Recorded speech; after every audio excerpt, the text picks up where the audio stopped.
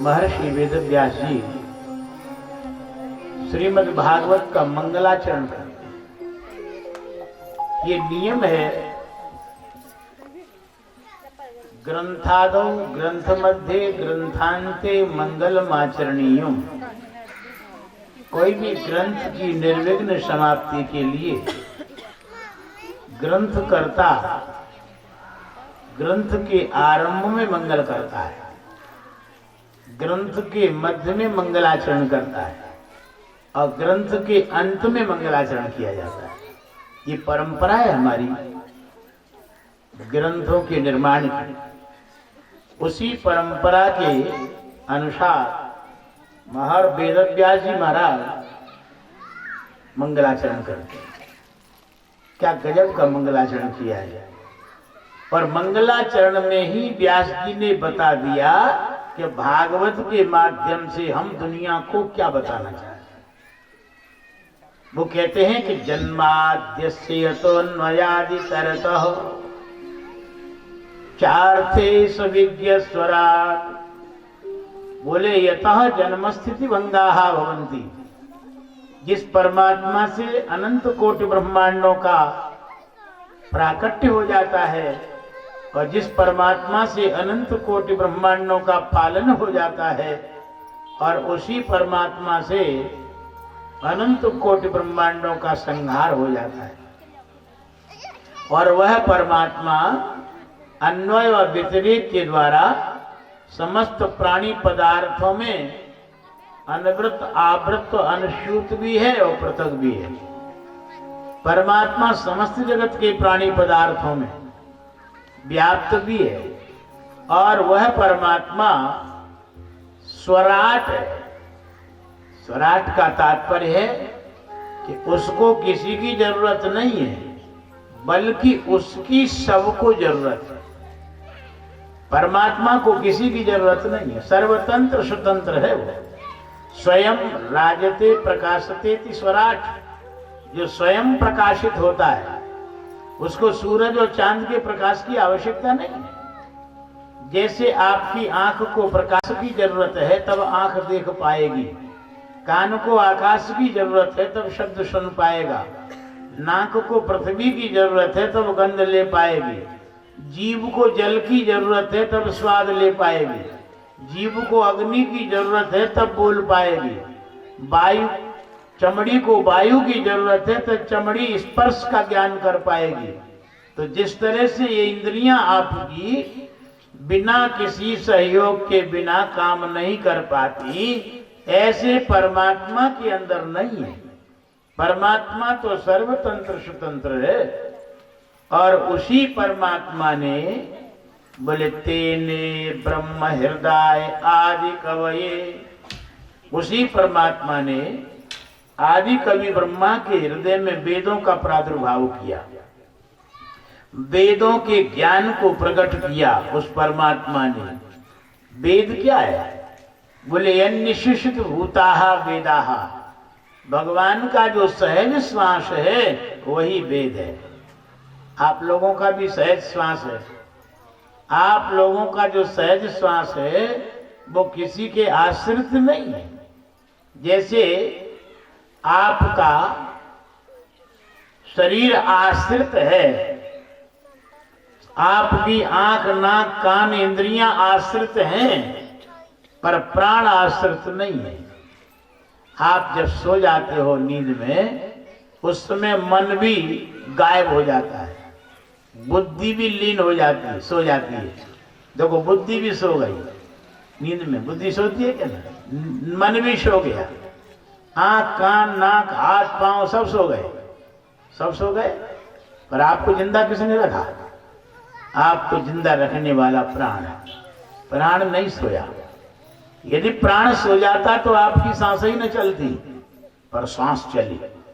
ध्यान देना, आपका जो प्राण है जो सोने में भी चलता है, जिसको मन की जरूरत होती तो मन को साथ में रखता वो, जबकि मन सो गया। मन की जरूरत उसको नहीं है, इसीलिए मन को सुला दिया। बुद्धि की जरूरत, बुद्धि की भी जरूरत नहीं है उसको।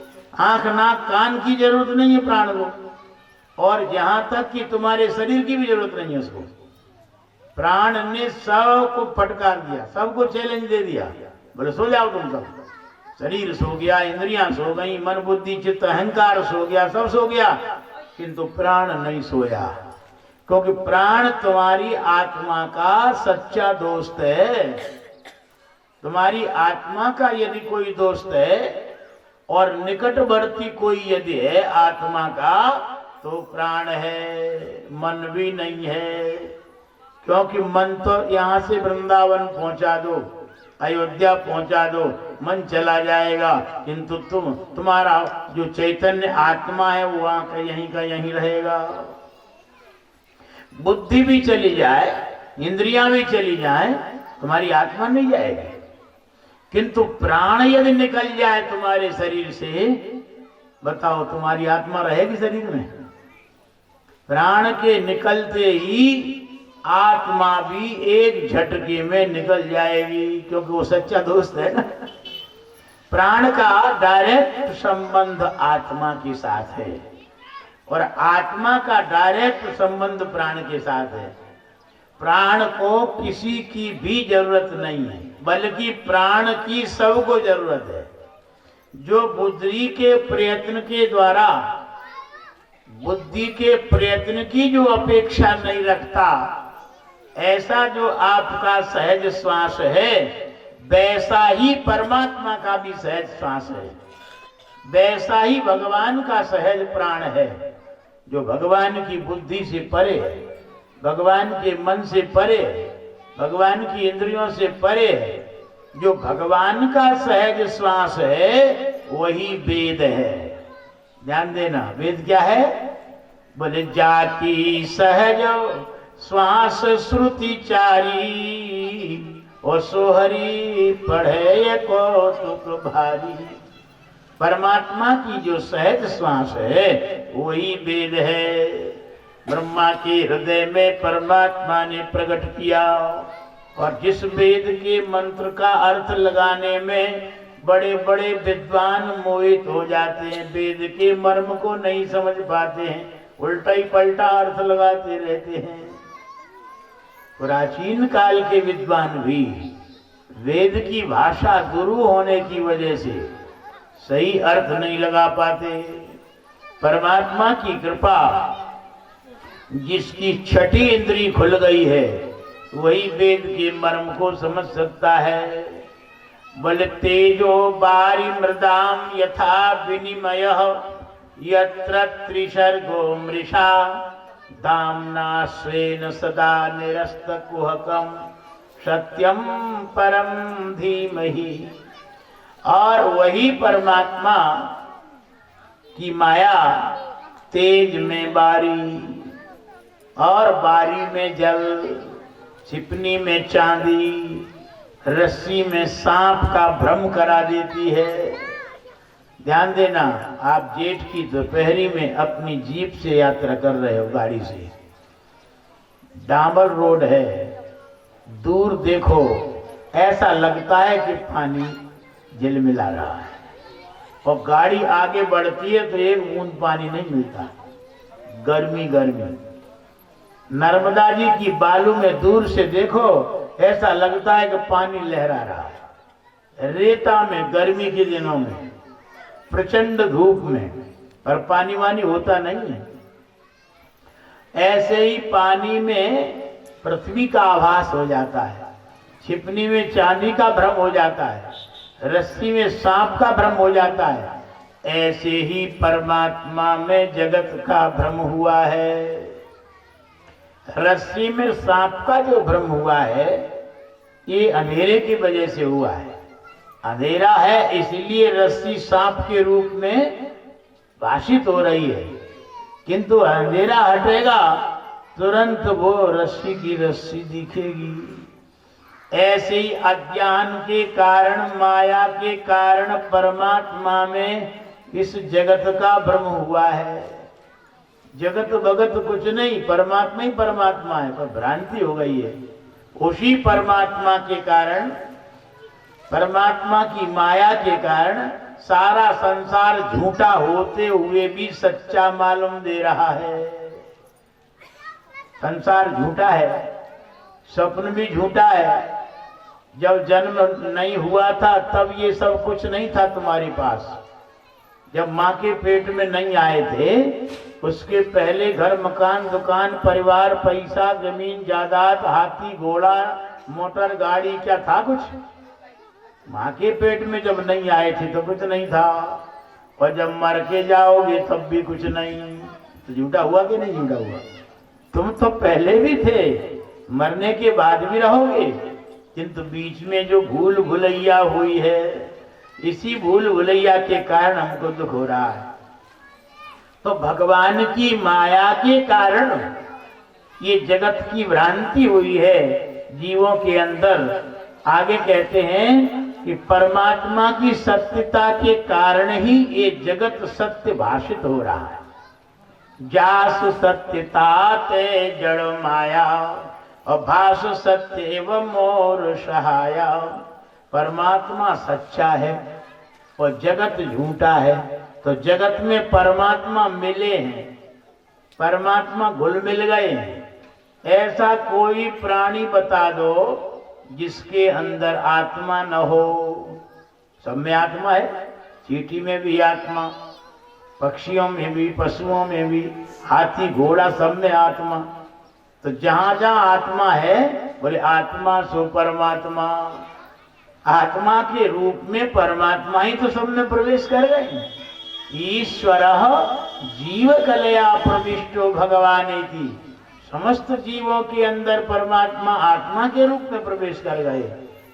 इसलिए नासवान जगत में भगवान घुल मिल गए हैं।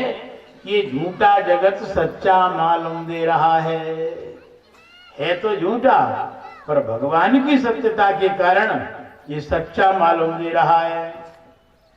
तो ऐसा जो सत्य स्वरूप परमात्मा है उस सत्य स्वरूप परमात्मा का हम ध्यान करते हैं। बोलिए सत्यनारायण भगवान की। धर्म का वास्तविक रूप है सत्य। धर्मन दूसर सत्य समाना, आगम निगम पुराण बखाना। तुलसीदास जी महाराज कहते हैं, आगे कहने लग गए कि भागवत में हम सत्य स्वरूप परमात्मा का वर्णन करने जा रहे हैं। इस सत्य स्वरूप परमात्मा का कोई अनुभव करे तो उसका कल्याण हो जाए। बोले कैसे अनुभव होगा उस सत्य स्वरूप परमात्मा का? तो दूसरे मंत्र में उन्होंने बताया, बोले धर्म प्रोजित कैत बोत्र परमो निर्मत्सराणाम सताम वेद्यम वास्तव मत्र वस्तु शिवदम तापत्रयोन्मूलनम। कहते हैं कि इस श्रीमद् भागवत महापुराण के अंतर्गत हमने निष्कपट धर्म का वर्णन किया है। प्रोजित कैतव धर्म, इस धर्म के द्वारा सत्य स्वरूप परमात्मा पकड़ में आ जाते हैं। बिना धर्म के परमात्मा पकड़ में आते नहीं है। पर धर्म कौन सा? बोले निष्कपट धर्म। जिस धर्म में कोई कपट न हो, जिस धर्म में फेर बदल भी न हो। दुनिया में अनेक धर्म विभ्रांता स्त्रैन्या पाखंडवादिना। संसार में अनेक धर्मों का लोगों के अंदर महत्व छाया हुआ है। जितने लोग उतने ही धर्म, ध्यान देना। और जब तक ये धर्मों में आपकी बुद्धि डमाडोल रहेगी तब तक सत्य स्वरूप परमात्मा को पकड़ने की क्षमता नहीं आएगी। देखो आपके घर में कितने लोग हैं, यहीं से शुरू करो धर्म का श्री गणेश। आपके घर में माँ है, बाप है, बेटा है, भाई है, पत्नी है। इन सब का एक ही धर्म है कि अलग अलग धर्म है? बाप का अलग धर्म, बेटा का अलग धर्म, पति का अलग धर्म, पत्नी का अलग धर्म, भाई का अलग धर्म। एक ही परिवार में अगर 10 सदस्य हैं तो 10 के अलग अलग धर्म है कि नहीं? बात सही।